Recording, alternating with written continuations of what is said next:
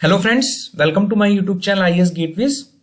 इस वीडियो में हम लोग GKSSB junior engineer civil PWD road and bridges के लिए जो एग्जाम हुआ था 19 नवंबर को, उसके पेपर के लेवल का डिस्कशन करेंगे। एक्सपेक्टेड कट ऑफ क्या हो सकता है उसके बारे में डिस्कस करेंगे। बहुत सारे स्टूडेंट्स ने मुझे मैसेजेस किए थे, तो यहाँ पर जो भी एनालिसिस मैं करूंगा दैट इज बेस्ड ऑन कि जो मुझे स्टूडेंट से फीडबैक मिला है, जो मेरे साथ टेस्ट सीरीज के थ्रू अटैच थे, तो उनका फीडबैक और जो मेरा अपना पर्सनल एक्सपीरियंस है, जो मैंने एनालिसिस किया है पेपर का, उन सारे फैक्टर्स को मैं यहाँ अकोमोडेट करने की कोशिश करूंगा। और that analysis is purely based on my experience and this will be my opinion. So अगर हम स्टार्ट करें कि हमारा पेपर का लेवल कैसा था, क्योंकि कट ऑफ डिस्कशन करने से पहले बहुत सारे फैक्टर्स आ जाते हैं कि वैकेंसीज हमारी कितनी है, ठीक है, उसके बाद पेपर का लेवल कितना था, और भी पैरेलल कुछ एग्जाम्स हैं जो स्टूडेंट्स कॉमन है, जो अच्छे बच्चे हैं वो पैरेलली दूसरे एग्जाम्स में भी अपीयर हुए हैं, उनका सिलेक्शन उसमें भी हो जाएगा। तो अगर उसका रिजल्ट आता है तो वो सीट्स हमारी वैकेंट रह जाएंगी, तो वो सारे फैक्टर्स भी इसमें इंक्लूडेड है। मैं यहाँ पे ओएम कैटेगरी के लिए जो भी मार्क्स आपको बताऊंगा, ओएम कैटेगरी के लिए बताऊंगा। प्रोपोर्शनली आप पास्ट एक्सपीरियंस से देख सकते हैं कि कितना मार्जिन है आपकी अपनी कैटेगरी में। सो स्टार्ट करते हैं। सबसे पहले इंपॉर्टेंट चीज ये है कि हमारा जो पेपर था that was of 120 marks, 120 marks का था, जिसमें हमारे 120 क्वेश्चंस पूछे गए थे, हमारे 120 क्वेश्चंस, और हर एक क्वेश्चन हमारा 1 मार्क्स का था, ठीक है। और हमारी निगेटिव कितनी थी? निगेटिव वॉज ऑफ 1/4, यानी अगर आप एक क्वेश्चन गलत करोगे तो you will marks of 0.25 will be deducted, ठीक है। दिस वाज द पैटर्न जो जेकेएसएसबी जनरली रखती है। अब आते हैं कि लेवल कैसा था। लेवल की अगर बात करें तो ये डिपेंड करता है कि उस एग्जाम को देने वाली जो बच्चे हैं वो उनकी जो एजुकेशनल प्रोफाइल है, जो उनका एक्सपीरियंस है, उन सबको चीज में ध्यान रखते हुए अगर हम बात करें तो पेपर का लेवल जो था वो हम कह सकते हैं मॉडरेट टू टफ लेवल था। इसके रीजन मैं आपको बता देता हूं। रीजन एक्चुअली क्या था कि मैं आपको हमेशा बोलता हूं कि आप हमेशा स्टैटिक प्रिपरेशन मत कीजिए, क्योंकि हर टाइम जो एग्जाम का पैटर्न है, जो लेवल है, कॉम्पिटिटिवनेस है, वो चेंज हो रही है। तो यू कैन नॉट प्रेडिक्ट कि हर बार सेम लेवल के क्वेश्चंस आएंगे, सेम अप्रोच के साथ क्वेश्चंस आएंगे। जो हर एग्जाम, जेकेएसएसबी नहीं, जितने भी एग्जाम्स हो रहे हैं, चाहे वो एसएससी जेईई हो या अदर स्टेट के एग्जाम्स हो, सभी में pattern is changing every time, level of question is changing every time, approach is changing every time. तो इसकी वजह से जो लोग पुराने अप्रोच के साथ पढ़ रहे थे, उनके पेपर में जो परफॉर्मेंस उनकी एक्सपेक्टेड थी वो उतनी अच्छी परफॉर्मेंस नहीं आई। इसकी वजह से जो कट ऑफ है वो एज एक्सपेक्टेड नहीं जाएगा, ठीक है। दूसरी इंपॉर्टेंट चीज कि जो क्वेश्चंस का लेवल था, ठीक है, जो एक तो अप्रोच की बात हो गई, और जो क्वेश्चंस का लेवल था अगर हम उसकी बात करें तो यहाँ पे जो भी क्वेश्चंस डाले गए थे वो मोस्टली क्वेश्चंस, अप्रोक्सीमेटली 50% क्वेश्चंस ऐसे थे जो जिनके कंसेप्ट्स बहुत अच्छे नहीं है, जिन्होंने थॉरोली नहीं पढ़ रखा है, वो कंफ्यूज हो जाएंगे, और उसकी वजह से जो उनका बचे हुए 50% क्वेश्चन है उस पर इंपैक्ट पड़ेगा और वो सही क्वेश्चंस भी गलत करने लगेंगे। तो इसकी वजह से भी थोड़ा सा कट ऑफ हमारा लोअर साइड में रहेगा। तीसरी इंपॉर्टेंट चीज कि जो 50% क्वेश्चंस कंफ्यूजिंग थे, ठीक है, पढ़ा सभी लोगों ने था, बट कंफ्यूजन की वजह से वो उनकी जो एक्यूरेसी है वो रिड्यूस हो जाएगी। तो इस फैक्टर को मैंने अपने जो एक्यूरेसी वाला पार्ट है उसमें कंट्रोल करने की कोशिश की है, उसको इनकॉर्पोरेट करने की कोशिश की है।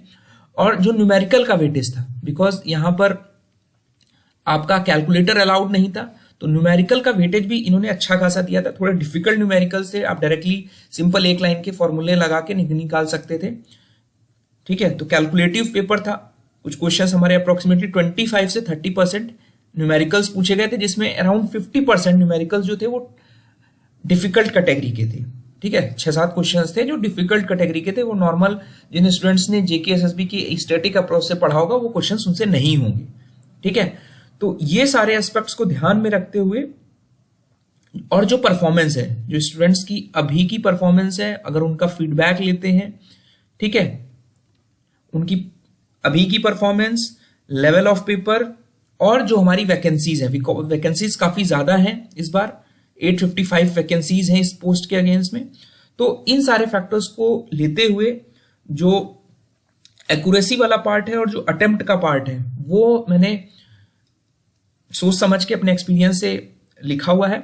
दूसरी एक लास्ट इंपॉर्टेंट चीज एनालिसिस करने से पहले कि जो क्वेश्चंस हमारे डाउटफुल थे, बच्चों ने अटेम्प्ट किए हैं but they are not sure कि जो अभी प्रपोज जो मॉडल आंसर की आई है और जो हमारी फाइनल आंसर की आएगी उसमें हमारा, उसकी वजह से हमारे मार्क्स बढ़ेंगे घटेंगे, कुछ के बढ़ेंगे कुछ के घटेंगे, तो there will be variation in the marks with respect to the final answer की।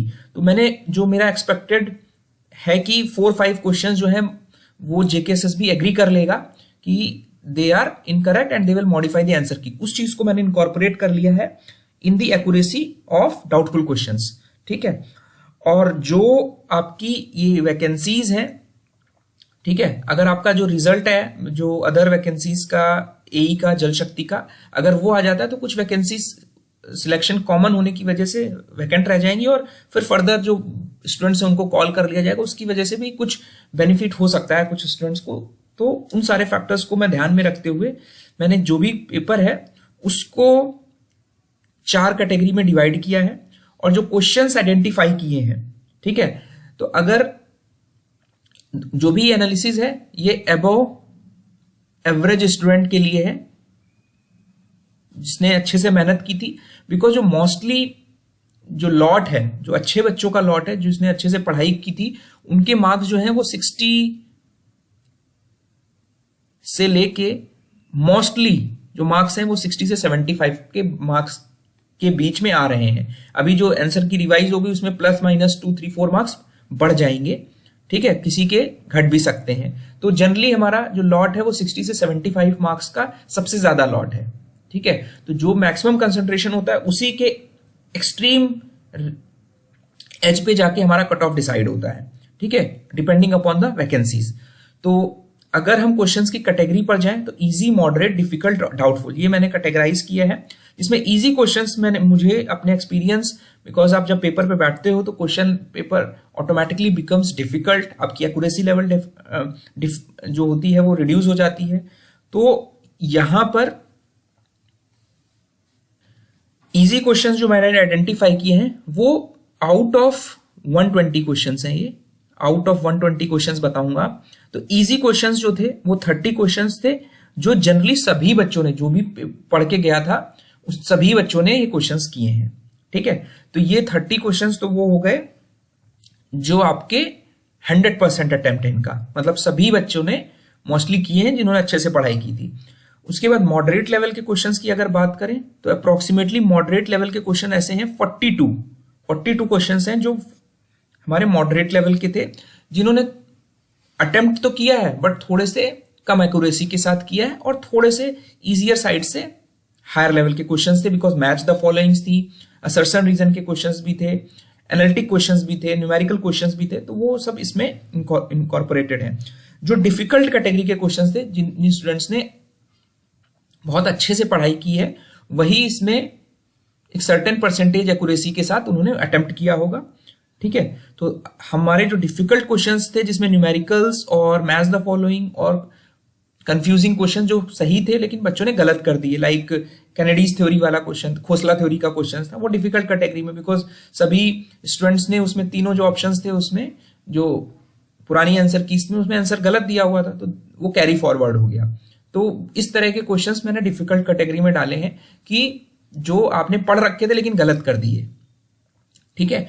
डाउटफुल क्वेश्चंस जो थे, जो मॉडल आंसर की में गलत दिए हुए हैं, जिसपे कंफ्यूजन है स्टूडेंट्स को, वो अप्रोक्सीमेटली 15 क्वेश्चंस हैं, ठीक है, जो कि सभी स्टूडेंट्स ने लगभग अटेम्प्ट किए हैं, ठीक है। दिस इज द अजम्पशन जिसमें हमारा ये सारे फैक्टर्स इंक्लूड हो रहे हैं और ये जो पोस्ट है, नंबर ऑफ पोस्ट है, पेपर का लेवल है, वो सारी चीजें अटेम्प्ट और एक्यूरेसी से मैं कवर करने की कोशिश कर रहा हूं। तो अगर इन क्वेश्चंस को बात करें तो ये हमारा 120 हो जाता है। अब जो ये नंबर ऑफ क्वेश्चंस हुए, अब अटेम्प्ट क्वेश्चंस हमारे देखते हैं 100%, तो 30 क्वेश्चंस ये अटेम्प्ट हुए, ये हमारे अटेम्प्ट हो गए 37.5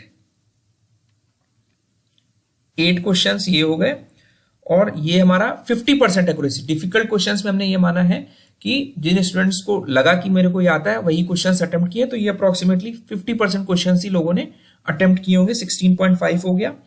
और 100% एक्यूरेसी के साथ ये सभी जो डाउटफुल क्वेश्चन है जिसमें स्टूडेंट्स को दिक्कत है कि ये क्वेश्चन सही है या क्वेश्चन गलत है, तो वो मैंने अज्यूम किया कि वो सभी लगभग सभी अच्छे बच्चों ने ये क्वेश्चंस अटेम्प्ट किए हैं, तो ये 15 हो गया। तो अगर आप इनको ऐड करोगे तो you will get approximately 96 questions.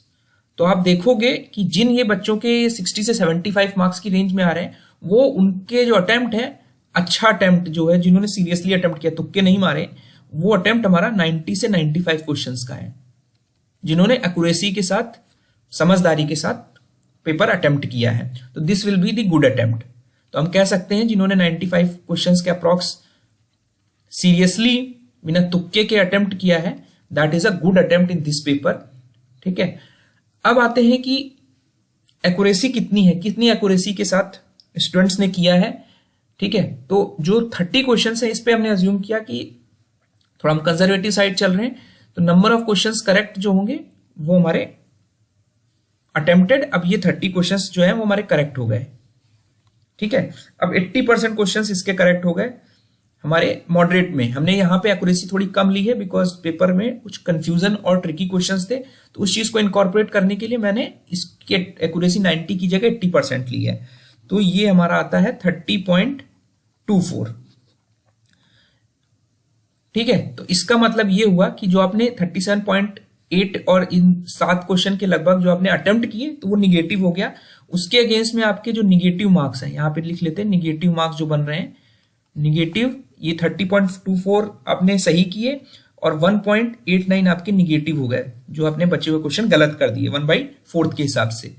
अब 70% एक्यूरेसी करके साथ जो 16.5 था, उसमें आपके बने 11.55 क्वेश्चंस।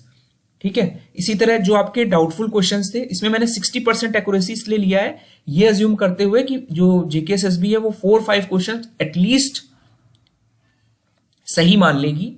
ठीक है, वो फैक्टर मैंने ऑलरेडी इस एक्यूरेसी में इनकॉर्पोरेट कर लिया है कि इन डाउटफुल क्वेश्चंस में जो बच्चों के सही क्वेश्चंस उन्होंने गलत दिए हुए हैं, वो 4-5 क्वेश्चंस दे विल एग्री। ठीक है, तो यहां पे उस चीज को ध्यान में रखते हुए जो फाइनल आंसर की आएगी वो मैंने इनकॉर्पोरेट किया, तो 60% एक्यूरेसी लिया है, इसलिए बढ़ाकर इट इज अराउंड 9। तो बचे हुए 6 क्वेश्चन के अगेंस्ट में आपके 1.5 मार्क्स यहाँ पे निगेटिव, 1.5 क्वेश्चन निगेटिव हो जाएंगे, 1.5 मार्क्स ये निगेटिव मार्क्स हैं। ठीक है, और ये हमारे क्वेश्चंस हैं।